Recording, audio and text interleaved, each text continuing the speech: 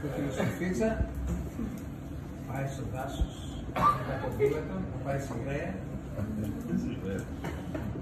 Κόκκινο μήνυ, ιωτό καρτσόν, στριγκάκια από πίσω χώρο, φαίνεται μπέλτσα και πάει για το ποδήλατο. Όπως πάει, πίσω σε έναν καφού, βλέπετε τον Ολύκο. Όλοι σε βλέπετε, έτσι. Πόρε μαλάκα!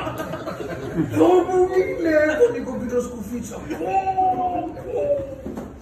Πάει να περάσει το Σκουφίτσα. Παίρνει ο Λύκος μπροστά. Αχ, παράζει τον Σκουφίτσα. Αυτό έκανε με τον ποδήλατο. Ρούζια, τα φαΐα, τα φρούτα εκεί με αυτά, τσακούτι το ποδήλατο. Παίρνει τον Σκουφίτσα έτσι με τα ποδάρια ανοιχτά. Βλέπω τον Λύκο πάει από πάνω από μία. Μόλις πάει. Μου πεις πιάνει τον άλλο. Λάτε τον μαλάκα. Το πότε θα στο κοτσόκο, την τρέψε ρε ηλίθιε. Αχαμείς το κοτσόκο, γλύρα. Θα τους νοπλήρω τα φρούτα και τα ψωμιέ τα αυτά. Γλύρα.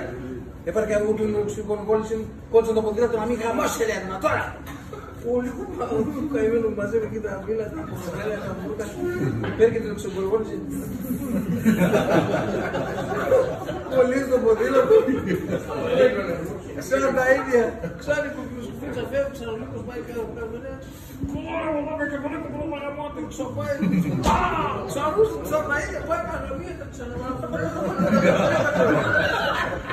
Πάλι τα ίδια μαλάκα. Το πλέμε, τα πουλήσεις σε αυτά, την οξυγονικότητα. Πολύ στο ποδήλατο. Λέω λίγο να έχει γίνεται, εγώ τους άρχομαι γαμίμαι. Πρέπει να πάω τρώω τη Γραία. Πήγαινε έφαγε τη Γραία, ανεφόρησε και τη Γραία στα δώματα και κάθεται σε κρεβάτα έτσι. Πάει η κόκκινη Σκουφίτσα. Αγιαγιά! Λέει και τι μεγάλο στόμα έχεις. Λέει για να τρώω καλύτερα πουλάκι. Λέει και τι μεγάλα αυτιά έχεις. Για να ακούω καλύτερα πουλάκι.